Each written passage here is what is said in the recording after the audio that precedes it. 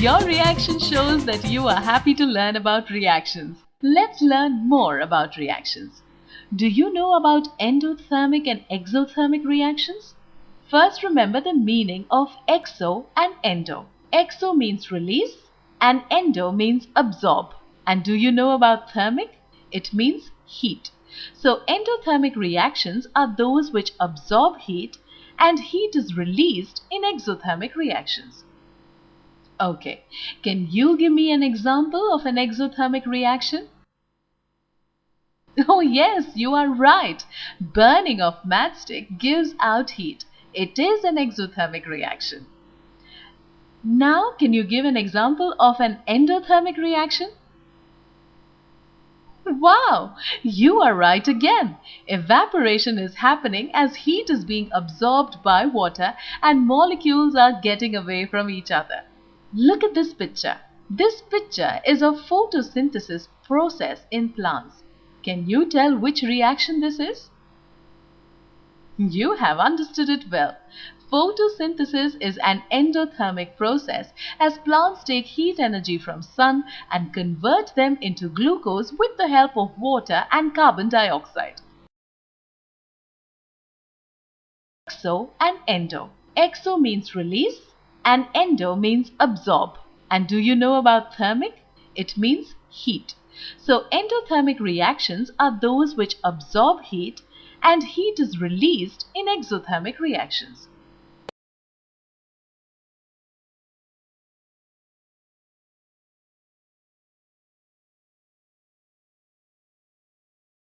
So you're going to www.makemegenius.com for science videos.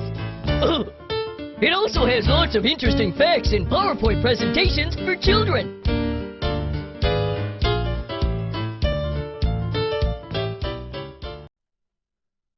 There are several key differences between evaporation and boiling. So in this video, we'll look at the differences between evaporation and boiling, and then we'll look at a few of the similarities. So let's start off with the kind of obvious. For evaporation, there aren't bubbles. So we just have a beaker of water here. It's evaporating, but we really don't see much happening. There aren't any bubbles. For boiling, though, there are bubbles, and they form throughout the liquid. So we have bubbles forming on the bottom, the sides, and near the top. So one difference that we can see right away is that evaporation, we don't have bubbling. We're boiling, we have bubbles throughout the liquid. This kind of leads to our second point, is that evaporation, it only takes place on the surface of the liquid. So in our beaker here, water molecules are leaving the beaker, but they're only leaving from the surface. That's the only place they can really get out. Evaporation takes place at the surface of the liquid. In contrast, boiling, it takes place throughout the liquid. So when we see those bubbles forming, those bubbles are full of water molecules in a gaseous form. So there's steam. So the water has been converted from a liquid to a gas all throughout the beaker of boiling water.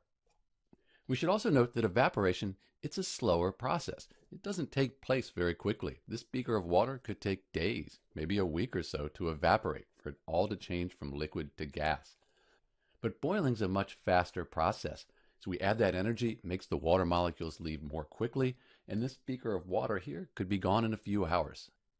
Another difference is that for evaporation, it occurs at any temperature. As long as we have a liquid, evaporation can take place. And even when we have a solid, we can have water molecules leave the surface. We just call that sublimation instead of evaporation. For boiling, there's a very specific temperature, and we call that the boiling point. So water, for instance, at standard pressure, water, it's going to boil at 100 degrees Celsius. When we hit 100 degrees Celsius at standard pressure. Today's video is just going to be a quick one to show you how we test for 4 common gases: chlorine, oxygen, hydrogen, and carbon dioxide. Let's start with the test for chlorine. First of all, you're going to need a test tube full of your sample gas, which you think might contain chlorine. Next, you need to take a piece of blue litmus paper and dampen it.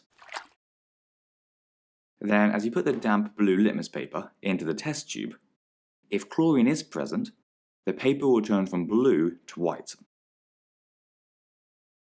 Something to be aware of though is that you might sometimes find that the paper briefly turns red before turning white. This is because the chlorine dissolves in the water on the damp paper and forms hydrochloric acid, which because it's acidic will turn the blue litmus paper red. However, the paper will then quickly go white as it gets bleached by the chlorine. Also, remember that chlorine is poisonous, so if you were to do this experiment, you'd want to wear a mask or do it in a fume cupboard. Next up, we have the test for oxygen. For this test, we need a glowing splint, so one without a flame, but which is still glowing red at the end. We then get our sample of gas and place the splint into the tube.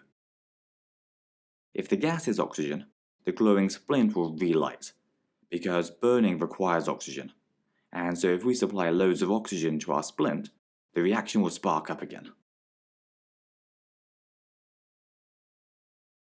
The test for hydrogen also involves a test tube and a splint. This time though, the test tube of course contains hydrogen, and the splint is burning. When we move them close enough together, we'll suddenly hear a squeaky pop, as the heat energy provided by the flame causes the hydrogen to burn with the oxygen in the air to form water. The last test, for carbon dioxide, is a bit different. This time, we have to get our gas sample in one tube, and an aqueous solution of calcium hydroxide, otherwise known as lime water, in another.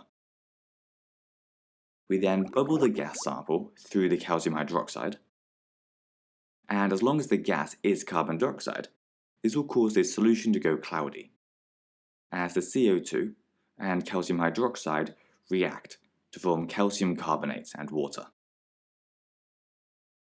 The reason it goes cloudy is because calcium carbonate is a solid, and it's all these little solid particles that make it appear cloudy. So to quickly recap everything, chlorine will turn damp litmus paper white, oxygen will relight a glowing splint, hydrogen will give us a squeaky pop when exposed to a lit splint, and carbon dioxide will cause lime water to go cloudy.